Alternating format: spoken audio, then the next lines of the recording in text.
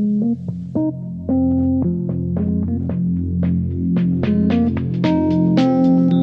are we here for? What do you truly want? When change is not enough, what do you do? What are we here for? What do you truly want? When change is not enough, what do you do?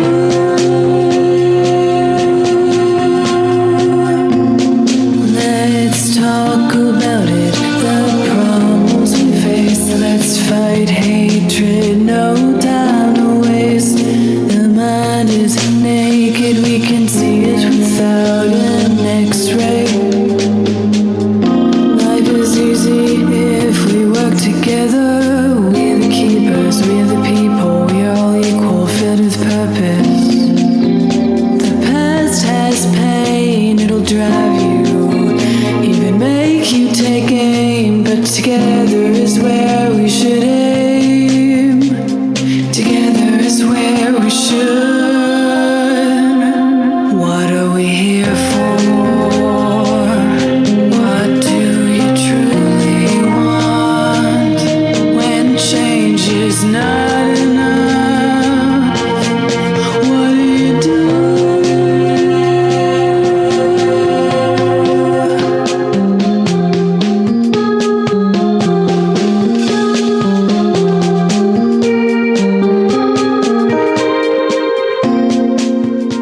Listen to the Be Forever Cool podcast. My name is Rick. This is another very excited. Looking forward to this weekend. MotoAmerica.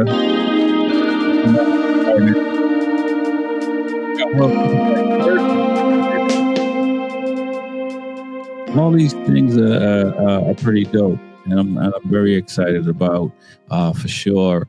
I want to shout out to the fans. I want to shout out all the folks that's commenting and telling us what we know, what we don't know, all that fun stuff. I want to shout out Woodcraft. Go to Woodcraft and mention Rexy and help support the podcast. I want to shout out Pirelli Tire. There's going to be a QR code that's going to pop up somewhere. Scan that code and help support the channel. Go to beforevercool.com and get familiar with us and see what we're doing and all that fun stuff. We're on all of the different platforms, Spotify, iHeartRadio, Amazon, Apple Music, YouTube. We're everywhere. We're going to be at MotoAmerica this weekend. So if you see us, come say what's up. Get a photo with us. Tell us a cool story. All that fun stuff. All right, now that we got all that public service announcement stuff out the way, let's bring the guys in tonight. Bobby Shakes, man, finally we got you out of whatever prison you were or rock you were under. Clearly you got the helmet on, so I can't hear a word you guys are saying. You're dealing with pressure. I can't hear a word you're saying. That's unfortunate, Shakes. Maybe I should put the headphones on, take the helmet off. Maybe you should do that, Shakes. How is that? Is that working out for you? I can hear you now. I tell you, you've been dropped on your head one time too many, Bobby. I can hear you now. How you been, my brother? Man, I can't complain. Nice. It's good to be back with you guys. Nice. I know, man. How you been doing? I'm looking in the background trying to see what I see, but I see you're still Jamaican, so that's what's up. Yeah. So basically, I just had to rebuild everything. I finally got a desk, put up new posters, and trying to make it look like a 16-year-old bedroom. Got you. So that's the vibe we're going with right now. The hurricane really wiped things out, huh? No. Hurricane didn't wipe anything out, man. We survived. No doubt. Are you excited to talk about motorcycle racing, my man? Yeah, I wish my bike had new tires on. I would have took it out today. Today was a whopping 73 degrees out here in Boston. Sounds chilly. You don't need tires, man. Just go out there and slip and slide. That's the best way to ride. No. I need tires. No doubt. Remember, my bike has been sitting for almost 4 years, so those tires are probably rotted. I think you might need to go renew your motorcycle license, man. If you've been sitting for 4 years, I mean, what do you think? Your MJ, you just gonna come back and start? Yeah. What? You think I got to take the test over again? We'll find out. We're gonna find out.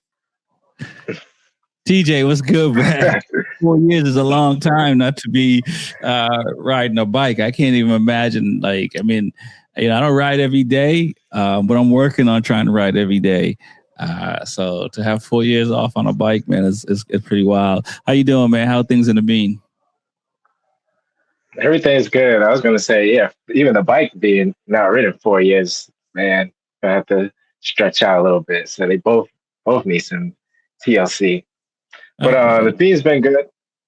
Yeah. But the weather has been good, like you said. We've been getting a couple 70-degree days. We haven't touched 80, so there's a lot more bikes out and we're riding. So we're getting closer to the season, the club racing. So can't wait till that starts. But we just got this little drought with racing, so I'm glad we're back into that. We got a World Superbike coming up in MotoAmerica and GP after that in a couple of weeks. So I'm excited to get talking about some racing. No doubt. I completely agree. Well, let's talk a little bit about the club racing before we jump into MotoAmerica, World Superbike, all that fun stuff, because it's one of the things that we haven't really talked about as much as I would like. Just the preparation and stuff like that. It's a lot to it. You hear Bobby Shakes, who hasn't been on a bike in 4 years, is unheard of. And he's gonna have to change that. So we're gonna have to get him some tires, get him some Pirelli tires or something. So let's talk. We'll start with TJ on this because Shakes is not at the track. Like, what's the preparation like for you? We got Loudon in a couple of weeks, the first weekend in May, essentially. You've been at this now for a little bit, man. So like, you must have a routine by now of what you need to get done. And let's just talk about that, not actually what you get done, because sometimes we have a lot of things that we need to get done, but that schedule don't allow it. So, you've been at this for a little while. So what's your game plan when you go into the track, TJ? Well, first I just make sure my bike's running all the wires, and bolts are all attacked. And I kind of wait to the last minute to do the oil change. So that's like one of the things I got to do still. But other than that, from when the rounds end last year, I usually keep everything in basically a corner in my basement. So once I pull that out, I just make sure, I got everything that I can think of, power strips, extension cords. Typically, you can't have enough of anything. Right. There's always someone that can possibly help you if you need something, but I try to check my toolbox. Yeah. Make sure I got enough tools and stuff like that. And just, make sure we got these stands and all that good stuff. But yeah, just getting everything in order, knowing your orders of operation, what you need as the day goes on, so get your coolers and all that good stuff ready and stuff like that. So that's kind of like my basic preparation. Yeah, I mean, everyone's a little bit different, and there's people that they wait till day one and they start stripping down everything and doing everything they need to do. I'm kind of in the middle because I don't really wrench on my bike that much, so I try to get like the bike maintenance stuff done that I'm not going to do. I try to get it done sooner than later, just because I know towards the beginning of the season there's a lot of people that wait to get their bike done. Mm-hmm. So, you can get shuffled to be like, oh, your bike might be ready the weekend or the week of the race weekend. And I've done that a couple of times.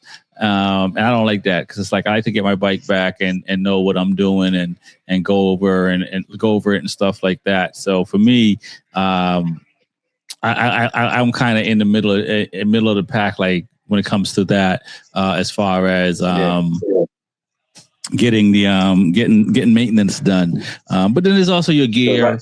You know what I mean? You also got to go through your gear, make sure your gear is good.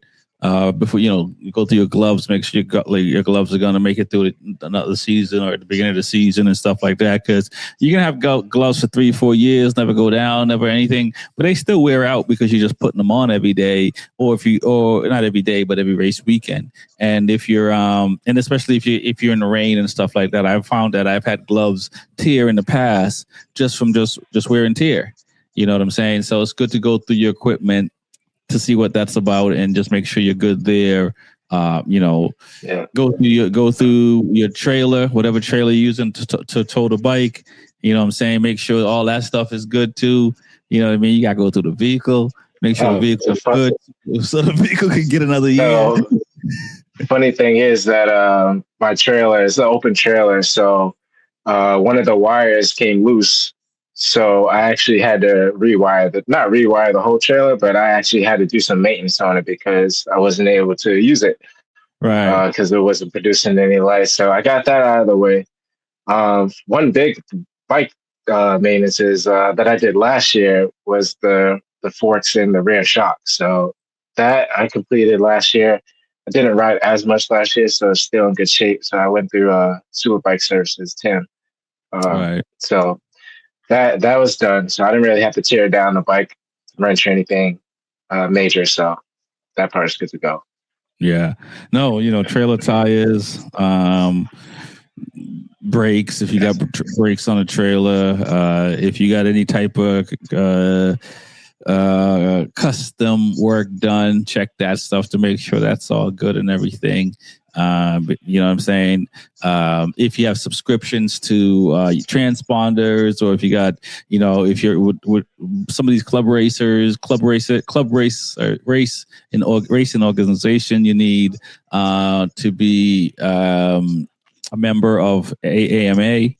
So make sure your AMA subscription is up, because, even though the tech is a lot better to me at the track these days, as far as like everything is more electronic than paper, it's still, you don't want to be dealing with trying to, renew a transponder or something like that while you're at the track and dealing with that and stuff like that. Because I've had to do it and it's not fun.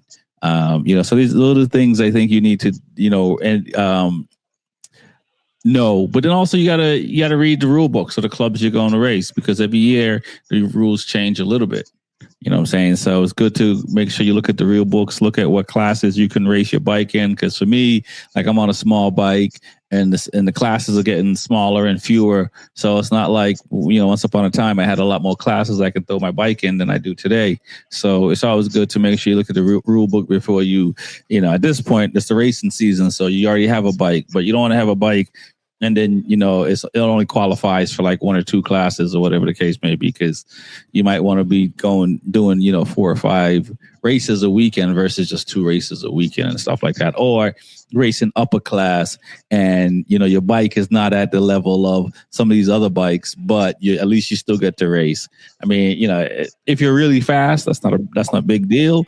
But if you're a middle of the pack kind of rider and you're on a less horsepower bike, you're going to notice that. Right. You know what I'm saying? So I think those are some of the things to be ready for. And I mean, it's too late to be sitting here saying go to the gym, because the season is, so it's like, if you didn't go to the gym already, you can start now, because it never hurts to start, for sure. But that's something you should have been doing from the off season. I think I got everything. I don't know anything I didn't think of that you guys think it would be good to have and be prepared for, to go to the track. I know Shakes don't go to the track that much, but he still maybe a new helmet. What about the paint job on the bike? Yeah, well, make sure the plastics are all up to date. Make sure all the scuff marks are gone. Hopefully you never went down, so your paint job is always immaculate. But checking your paint, your bike, tires, obviously. Right. Make sure you have. No, I'll say helmet's huge, because with the club racing, depending on the organization, I think it's either 4 or 5 years. The age of your helmet has to be. So on the helmet, somewhere there's a I don't know if it's a creation date or whatever, sale date or whatever it is, but there's a date on it, and from that date you got up to 4 or 5 years to use the helmet. So I've bought older helmets, not realizing they were older. I bought a helmet on a deal, was a deal because it was a leftover. So I had less time on the helmet at the racetrack. Right. So it's kind of like, sometimes you see deals out there and, you got to find out what that date is, because if that date's a couple of years old and you get a deal on the helmet, now you got 2 years less or a year less that you can use this helmet. That kind of thing. So you're absolutely right, man. Helmet's huge. And having additional stuff. If you have the luxury of being able to have additional gloves and additional helmet and boots and a suit and stuff like that, or it makes in parts, certain parts, it makes your life easier just in case anything happened. You can get yourself organized and still race and not be done for the weekend. Because a good buddy of ours, TJ and I, Jim, he made a good point. It's like, you don't want to drive all this way, you put all this investment in to come here and just sit here and just watch the weekend and not do anything. So the more prepared you are, the more you be like, all right, yeah, I broke this. Okay, I can fix it. I can still race, because at the end of the day, that's what you're here to do. And that's what we take the time off to do, lose vacation time over to do and stuff like that, or whatever it is to go do. Also, too, you want to keep your equipment out of the sun, right? Especially if you're up in Massachusetts and you just throw it in the basement or in your shed, the leather, everything's going to shrink. And then when you go out to Daytona or Alabama, wherever you're racing, or California, now it's going to expand. So just keeping your gear cool, nice and warm over the summer. Yeah. You know what I'm saying? Because you don't want the plastics just break down automatically. So you just want to make sure that you keep everything good. Yeah, you know what I'm saying? Just have that climate control garage that everybody has. Not everybody's saying you. Right? I'd say make sure the canopies are up to par, because I know as you get to like September, October, I know you're like, oh, I don't feel like buying a new canopy. I'm gonna get one next year. I know there's probably some that have a little rip or tear, so you don't want to open up the beginning of the year and have a beat up canopy. So I know I had to go through that. I had to buy a new one before the season's over. So that's a good one, TJ. That's a real good one. The canopy. Yeah, the canopy is probably more important than the damn helmet, right? You get to the track and you're like, oh man, the sun is beating down on you, or it's raining, and your canopy's got a hole in it. Yeah, you might as well just race without a helmet on, because and that will kill your vibe, right? You know what I'm saying? That's why back in the day when you were going to war, they gave you 2 pairs of socks, because nobody likes to go to war with wet feet. Nobody wants to race. You got your bike under, maybe you're wrenching your bike in between races, and guess what? Your canopy has no cover, and it's just raining through, and then the sun. Yeah, you want a good canopy. Yeah, that's the most important thing. You do, and I did not pay me to say this, but I've went through a few canopies, and now I use Euromax. Or I think any canopy that you can replace broken parts is a canopy to get, because you are going to break parts on them. So rather than buy, there may be something to buying cheaper canopies and knowing that you can buy 2 or 3, and if you break them, it's no big deal. There's some places that offer warranty on canopies, so you might want to look at a situation where it's like you pay extra to get warranty on it, and chances are you're probably going to use that warranty, especially if you go into Jersey and some of these tracks that eat up canopies for some reason. You know what I mean? So, sandbags, wind tunnels. Yeah, we tend to use water, because we can pour it out at the end of the race weekend, where sand, you got to carry it around with you. So but however you anchor your canopy is the way to go. So absolutely. For sure. So yeah, man, let's talk about MotoAmerica. MotoAmerica is this weekend. It's it's kind of weird, because not weird. It's not the official start of the season, because the season started at Daytona 200. All other classes raced at the Daytona 200, except for, I don't remember if I think the bag was raced. So all other class raced at the 200 except for the Superbike. So it's like for everyone that's already got points, but the Superbike class doesn't have points yet. But every other year up until this year, it would have been, this weekend would be the first round. of the season. Last year, Bobby Fong, I believe, finished second place. It was the Cam Bobier. Goodness gracious, I got to dust off the cobwebs. Cam Bobier won the championship. What are you guys looking to see this year in the Superbike class? We got Josh Sharon is not going to be in World Superbike this year. World Superbike in MotoAmerica Superbike class this year, so that's going to be interesting. You got PJ Jacobs, who's moving up to World Superbike. I think Matthew Schultz is back in World Superbike now on a Yamaha, not on a Yamaha, but I think Schultz is back on a bike, right? What are your thoughts, TJ? Yes. Schultz is on a R1, the Yamaha R1. Okay. Like with Strack Racing. Right. Last year, the end of the season was probably really exciting. The way it panned out. Bobby Fong was winning the championship, not expecting to win, and Cam Bobier snuck his way in and got the win for the season. So going into this year, fairly room for the Attack Yamaha squad. See what JD Beach and Bobby Fong can do. But it's gonna be good to see with how Cam Bobier starts the season and what Matthew Schultz can do back in the Superbike class. Because I know he was there before, and it's going to be a good start of the season for the Superbike class. Just to see how who's going to run up front. I mean, we already can kind of guess who we think is going to run up front, but there's a lot of talent in there, like Sean Dillon Kelly. Richie Escalante. So it's going to be a good season. Obviously, hopefully some good weather where we can get, about the same equal playing field. So. Nice. Shakes, what are your thoughts, man? We do have, as you heard, I fumbled through and TJ mentioned with Cam Bobier winning the world title on the U.S. MotoAmerica title on the BMW. But, like Jorge Martin, when he won it on a Ducati, Cam is now moving to a Ducati for this year and not on a BMW that he won last year. The Panigale is the 2026 V4 with the double-sided swing arm. We're seeing what it's doing in World Superbike already with Ika Lukuono and Bulaga 1 and 2 at the last round in Portugal for the whole weekend. What do you expect to see from a rider that's, won a title on one manufacturer, move into a new manufacturer? The V4 is a new bike for this year because it's a double-sided swing arm.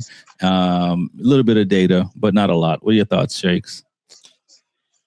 I'm not a fan of people switching because I always say the rules go for a couple of years. And then once we get a new rule change, then I always believe that that's the new season, right?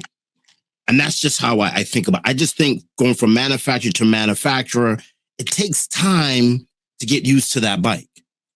When you're going from BMW, because the BMW is an inline, and then you go to Ducati, which is a 4, a V.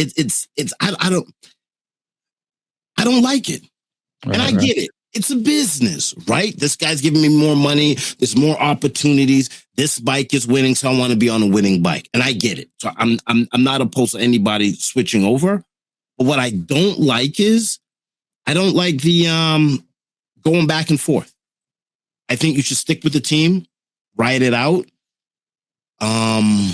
Everybody wants to be in that duck, but BMW was dominant in this class. I mean, BMW's I don't know. Well, to hear rumors, because I wasn't there, he didn't say it to me. It sounded like Cam was saying last year, anytime he tried to go fast, the BMW wanted to kill him. I mean, he still got a title out of it. So, I mean, that's not the way you necessarily want to race, 12 rounds a year, 2 races a weekend, riding a bike that you think as soon as I want to go a little bit faster, is going to try to kill me. Hey, BMW is just raw power. And you're a rider. And I mean, come on. I mean,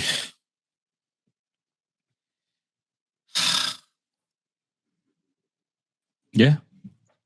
You just gotta figure it out, huh?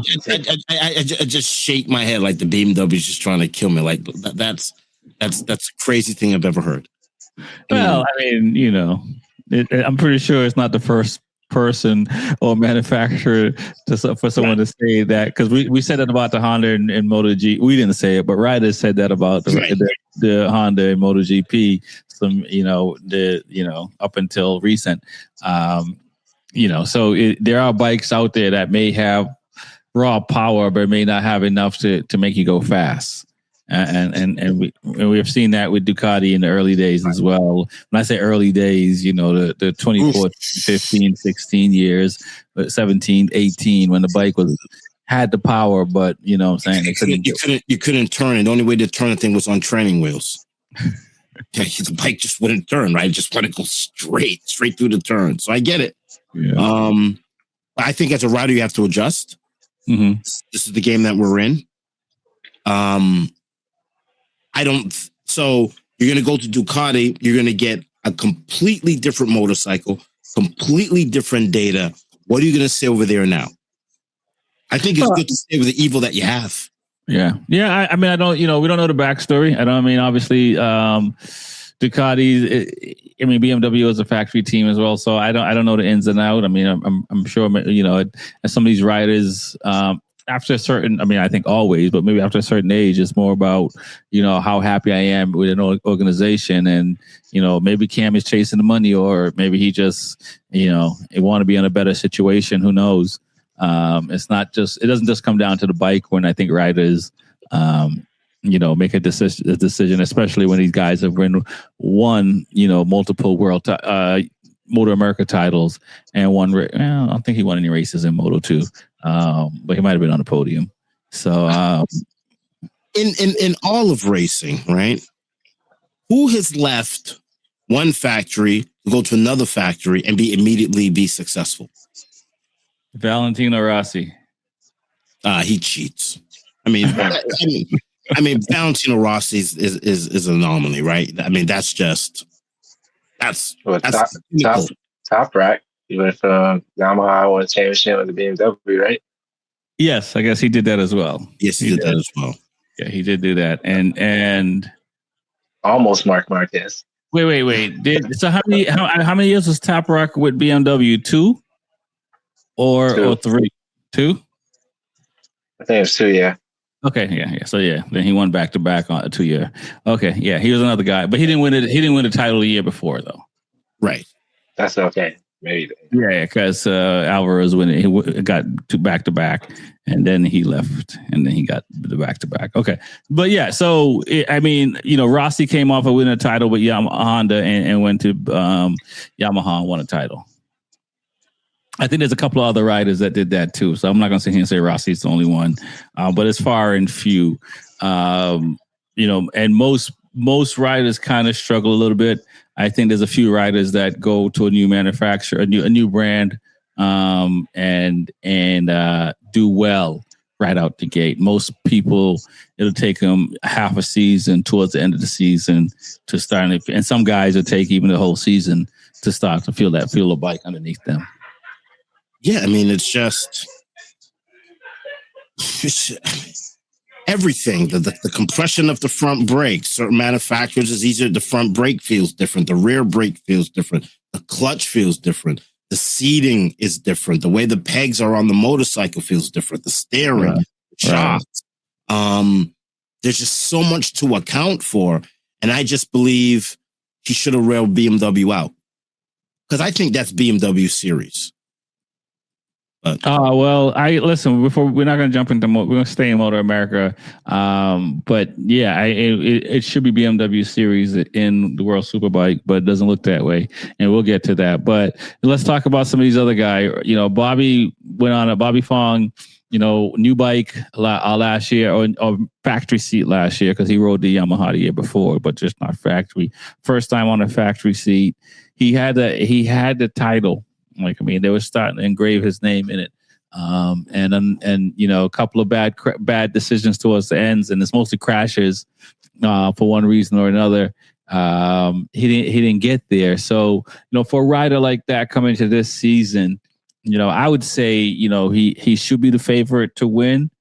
But what would it take? Because it's going to take us, you have to have that Kobe mentality in 08 when they lost to the Celtics, right? To sit here and go, I'm going to do everything I need to do to be ready. What are your thoughts, Bobby, on what it takes for Fong to try to win the title this year?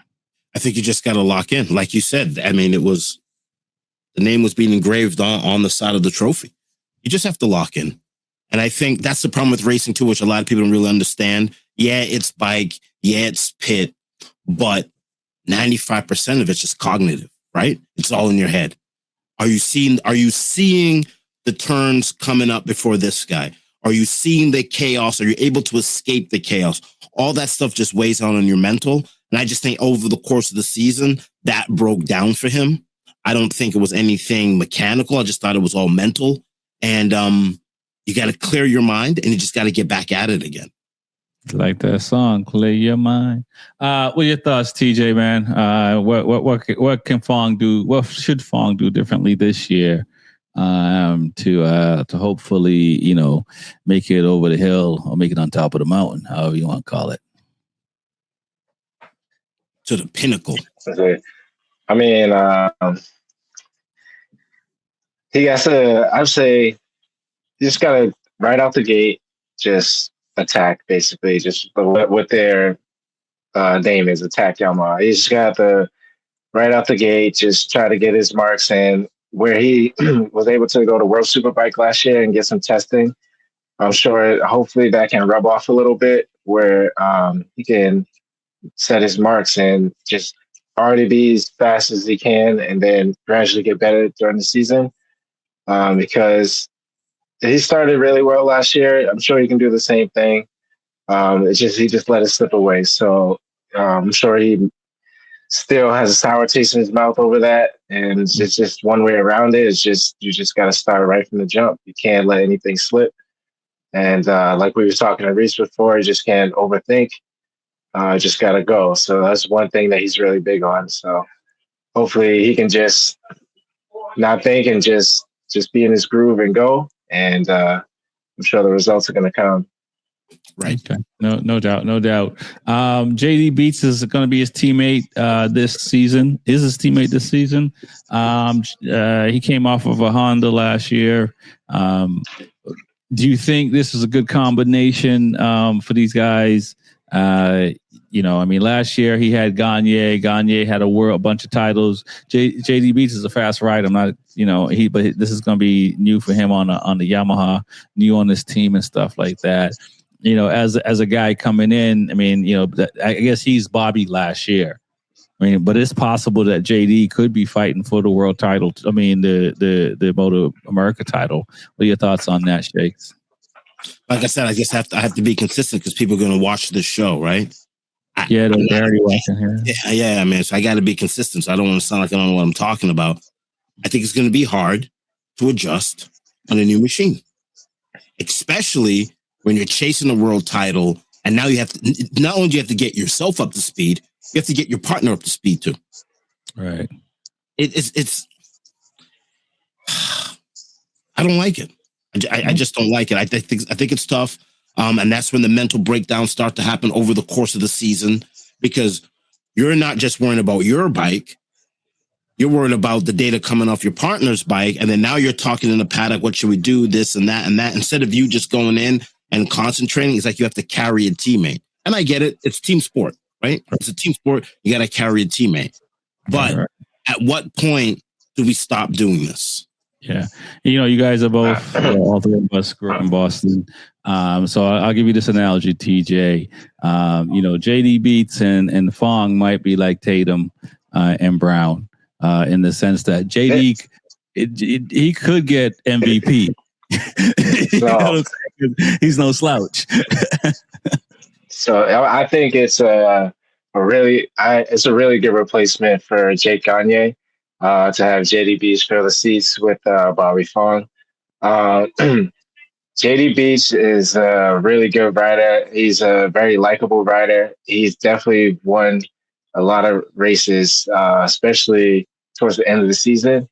But he's a rider that you can count on that can get it done. So even though it's on a factory seat, it might take him a little bit to get adjusted, but you can count on that he's going to get a podium. So I think Bobby is going to be a good example for him to pull him along, and I think that squad is going to be probably at the top. I'm hoping, but I think he's a really good rider. Like, he's no slouch at all. So I think there will be a good combination for the season. Got you. I completely agree. I mean, I think it's a really good replacement, and I'm glad to see him in the paddock. I remember seeing him in Austin for the first time back in like 2019 at MotoGP. I forget who he was with. He might have been with Cam, but I forget who he was with. No, actually, he was with Jake Kanye, I think, back then. What about Richie Escalante, Sean Dillon Kelly, Hayden Gillen? These are some guys that, as you were saying, the field is going to be pretty thick. I think that Aston Yates, we got PJ Jacobson coming into World Superbike, MotoAmerica Superbike Championship.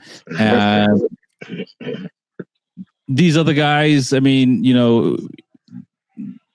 on paper, they should be right there, right? So what are your thoughts on these guys? We saw Cam last year, Heron last year, and Fong kind of rise to the top as the season went on. You guys think it'd be similar? It might just be three riders that figure it out. Because as we know with racing, all these things got to go right. And if you keep putting that bike on the deck in a race, you ain't getting points that way. So what are your thoughts, Shakes? Like we just said, the bike's got to stay up. We also got to understand when rain weather's coming, we're picking the right tires. So there's a lot to go on over the course of the season. I hope that it's just not a 1-2. I hope that there's more competition. I hope more people step up, because it gets boring after a while when there's just this dominance. But I believe you know what? I'm going to go on a limb like I did last year on this show. All right. I'm going to take the field. Okay. So you think the field's going to do well? I think the field's going to do. I got to take the field. Last year, I was all Ducati and, I won again. But this year, I think I'm going on. I think I'm stepping on the limb and I'm going with the field this year. Yeah. Okay. I don't think it's going to be, there's a lot of shifting going around, a lot of seats being moved around. Something's got to give. And I'm going with the field. And I want that market. I want that in pen, 857, 415, 2026. I'm going with the field. Okay. All right. We're going to see it. We're every week there's going to be a different podium. Yeah. Okay. All right. Let's see that. I'll listen, man. I'm gonna, broach it when I get there. I'll be there this weekend. I'll ask some riders and be like, Shake says it's gonna be a shakeup. What we seeing? What are your thoughts, TJ? Man, you believe what Shakes is saying that we got the top 10 rider. Any top 10 rider can win. There's 12 rounds. I mean, I don't think that. Maybe the first couple races, but I think it'll even out. I think the first team that can get up to speed the quickest will have the best advantage to, get past the hump. Every track is different, so we got to find out who will have the best setup for this layout. Like Sean Dillon Kelly, like you mentioned him, he's on a BMW, but he's a really good rider. But can he muscle that bike around like Bobier did and get wins? So that's going to be a tough task for him. And, Richie Escalante has a all new paint job this year. So with his, I forget what it's called, but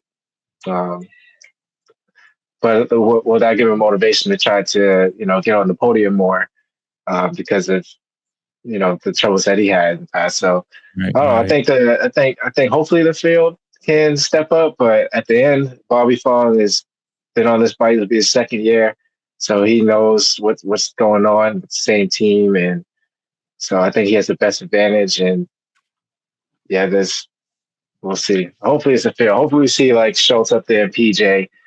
That would be good to see that they already been the bike before. So yeah. I gotta say, Schultz and PJ got to be hungry because all these guys are similar in age, but Schultz have to go back to Super Sport, and I'm not 100% sure, but I'm sure PJ was in Superbike and they went back as well. And so they've been sitting there in the Super Sport class the last few years, sitting here looking at the Superbike class like, man, I'm just one contract away. You know what I'm saying? So those guys, Shakes might be onto something because those guys are gonna be hungry too, and they're not feeling like they haven't been on this big stage before. They're coming back, and you know what happens when you get your second opportunity, you generally come back with a vengeance. So you tap out early. Yeah, I mean, everybody's getting paid on the grid, right? It's not the first two guys are the only one getting paid. Everybody's getting paid. Everybody's hungry, and I just believe there's a lot of shifting going on with the top teams. And I got to take the field. If I'm a better man, you got to take the field. Okay. All right. No doubt. I believe Max Flinders. I don't know if that's his own team, right? So I don't know if he's under contract getting paid. They're a privateer team, so it's a little different than the factory team. And I think he wears a couple of hats. I think he also drives the truck and also races. So that's changed. So it's different when you're a privateer, and your expectations are different because if you ain't got the money like the factory guys, it's gonna be hard to give the same ride. I mean that is the reality with this sport. But let's go into before we get out of here. Let's go into World Superbike. That's also happening this weekend at Assen Racetrack, one of my favorite tracks. I was fortunate to watch a MotoGP race there in 2017. It's a pretty fun place. We have World Superbike there. We got Ika Luka Ono on the Ducati. He's looking really good on that bike. We got Bulaga, who got 1 foot in MotoGP already. Sounds like they're really trying to get him there. What are your thoughts on World Superbike, guys? We got Yari Montella, we got Danilo Petrucci on the BMW. We also got Oliveira on the BMW, who got on the podium in Portugal, his home track last round. So he got to be feeling good as well.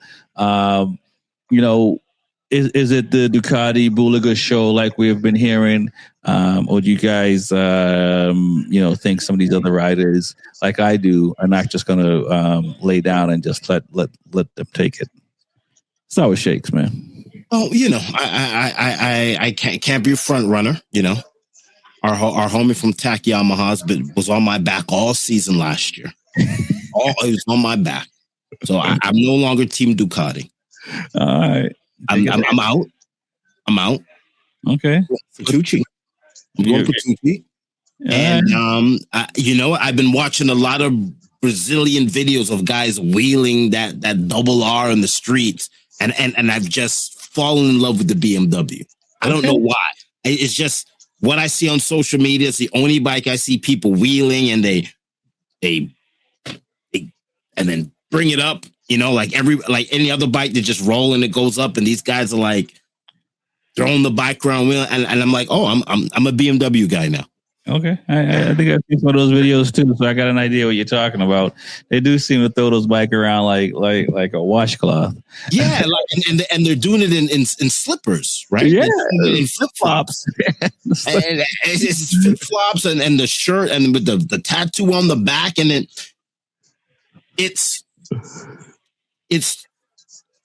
matches the BMW power, right? Yeah. A bike just has an outlaw feel, right? Even when it first got introduced, right? Heated grips, like, oh my God, that's the BMW has always been just an outlaw bike, a lot of power, and I like the street culture behind BMW this year. Ducati, it's too much now. Tea, cappuccino, cannolis. It's too much. Stop it. Stop it. I gotta go on them this year. I can't be the same like last year. You have to evolve, no doubt. You have to evolve. The BMW is a different machine for sure. So, what are your thoughts, TJ? Is BMW the new Rebel? They definitely are. I mean, those BMWs got those big wings on the front. You know, it's hard to come up. You know, they plant them to the ground. But at the end of the day, right now it is the Ducati Bulaga show. So it is his season to lose. Like we all know that. Like he knows that. He's coming out every race so far, not playing around. There's races that he slipped back a few spots and was still able to make his way to the front. So right now it's his show. Last round was a really good round to see, you know, like Miguel get a podium, all three races. And, you know, seeing the BMW up there. But hopefully he can have that carry over to Athens. He knows the track. He's been there for MotoGP. So it's just more or less the setup and what the BMW can do. Hopefully he can call Top Rat, get some data. But hopefully Eco Acamone can stay up there. But right now I think it's the Bulaga show. I don't know if Petrucci and Oliveira can maintain all the way through, especially 3 races a weekend, and surpass Ducati right now. So yeah. No, if I'm Danilo and my teammate who just got to World Superbike is already doing better than me, I would be very hungry. I'd be in Brazil doing wheelies with these guys with tattoos on their back and flip flops. I'll be riding with them trying to figure out, like, yo, how y'all make that BMW do what it's doing? Can I ask TJ a question? TJ, I thought it was Ducati last season. Was it last season their season? Why this season? Well, I'll say, because, you know, Bulaga's on the Ducati, the factory. So I'll say it's the Bulaga show. It's the Bulaga show. I mean, last round, Eco Acamone and Bulaga won all 3 races, 1 and 2. Right. Last year, why it was not a Bulaga show last year? Because it was a Top Rack show. I said this year is a Bulaga show. This year. Yeah, okay. I see, because the best guy's out, so I guess you're right. Second place is the first loser. When the first guy's out and you become in the first place, I don't think it's a Bulaga show. Listen, Shakes, the first time you brought your camera into 3Cs, I was gonna bring my camera, but I forgot my battery at home. The rest is history. What do you want? All right.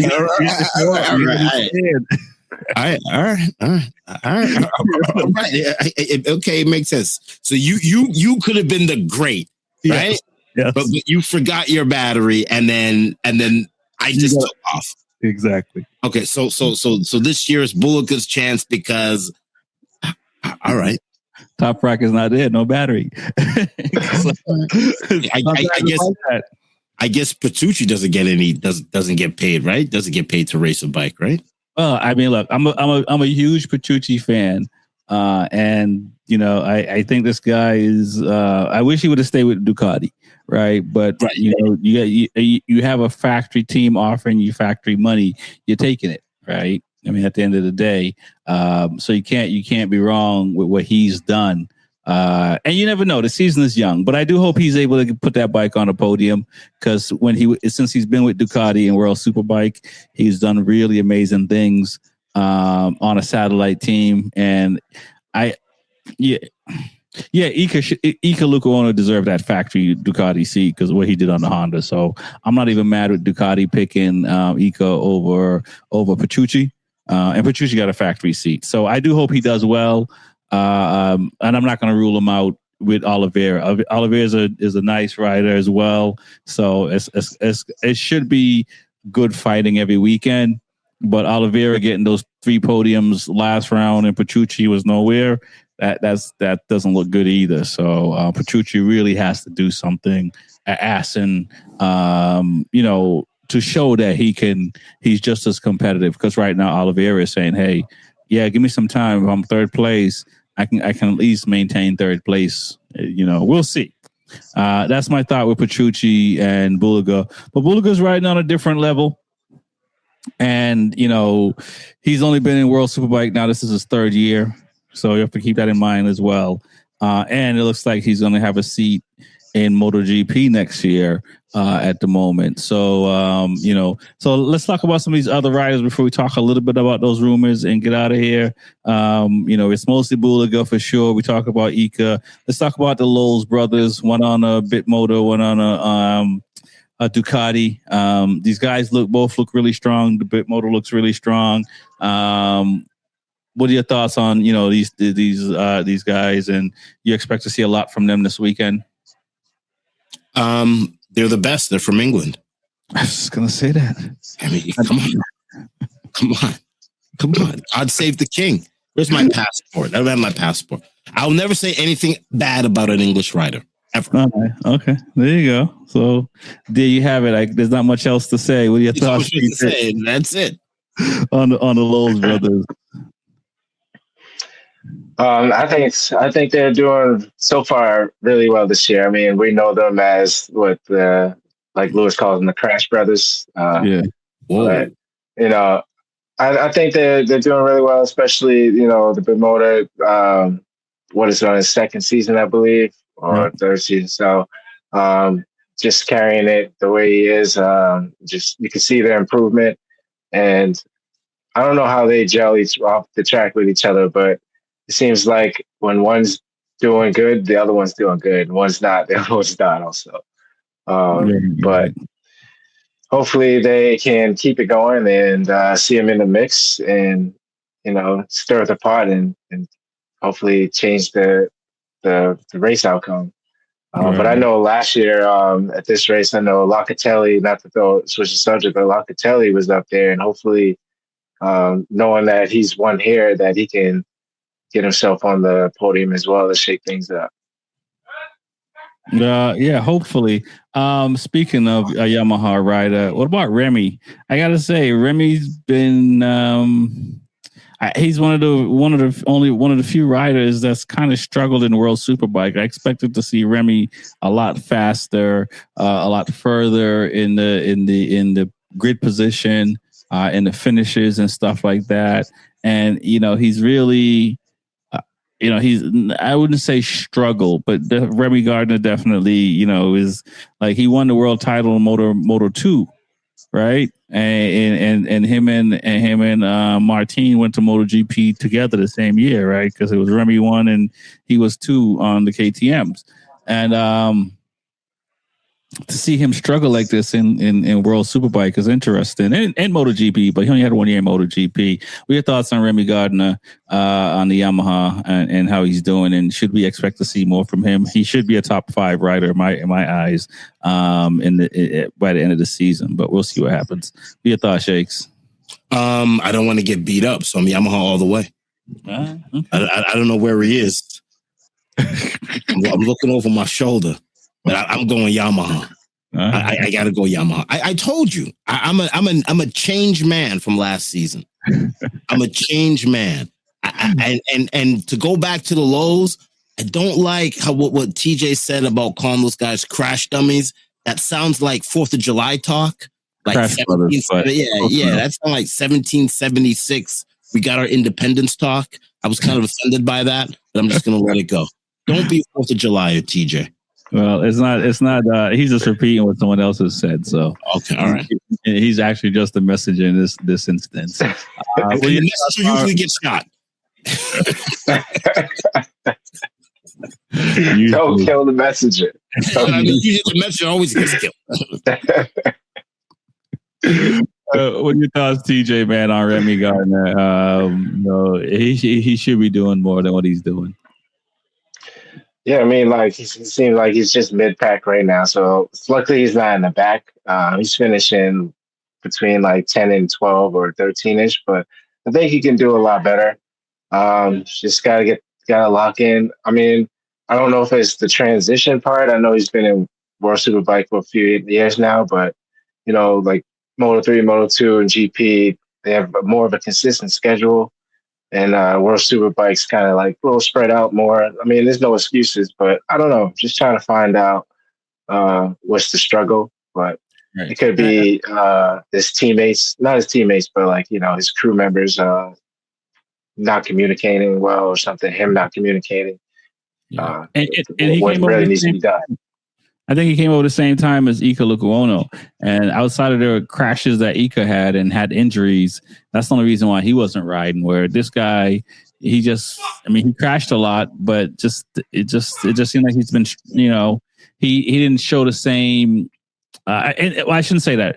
In Moto 2, it took him a while to get going, but he was on a less spec bike than everybody else. And when he got that factory seat on the KTM, he won a title. People have been known to say it takes him a little bit to get going. So I do hope to see a lot from him this year, because this will be the year that's for him. It's time to get going. You know what I mean? And for me, I don't really care, but like, if you're not producing or you don't have photos or your boss, I think it's hard to stay in World Superbike or MotoGP if you ain't producing. It needs to do something. Some results. It needs some results. Like, it would be good to see him at least be top 5. You don't even have to get back on the podium, just to see him, on the camera, basically, because they show basically top 10 riders. So. Yeah, no, I completely agree. All right, guys, before we get out of here, let's talk about the silly rumors that we've been seeing on social media and stuff like that. Somebody over there is having a good time. What are your thoughts on, we got a couple of young riders that look like they're coming in MotoGP. So we probably got some guys that are leaving MotoGP. So it looks like, Miller might not be here right now. Next season, there's talks of Luca and stuff like that. What do you guys think of the silly season as far as the rumors and stuff like that? I've seen people come out and say these guys are already signed and they just waiting to announce it and all this craziness. Should we just wait and see, or some of this is true, but they're just waiting for the public to tell it to the public? What are your thoughts, Shakes? Miller.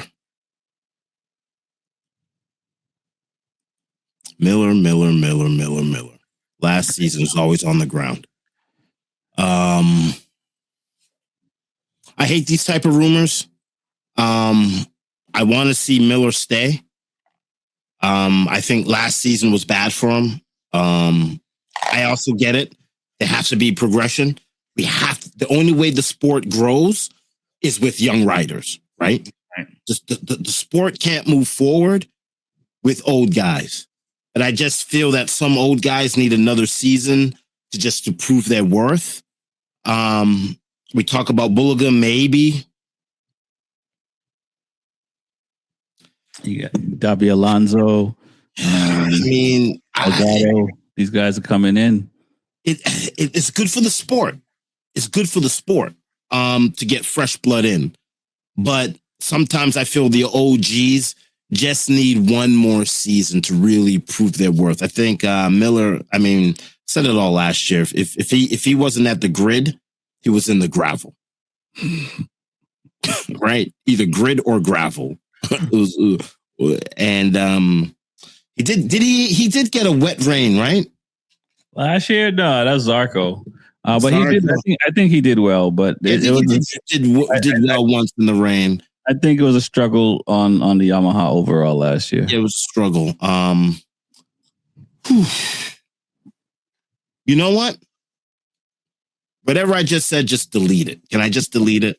Sure. I want new blood. I want the sport to grow. All right. And that's the only way SP is going to grow. It's the only way MotoAmerica is going to grow. It's the only way that club racing is going to go. The only way the sport can evolve if we just keep on filling it with new blood, fresh blood that can actually ride. Okay. So I'm all for it.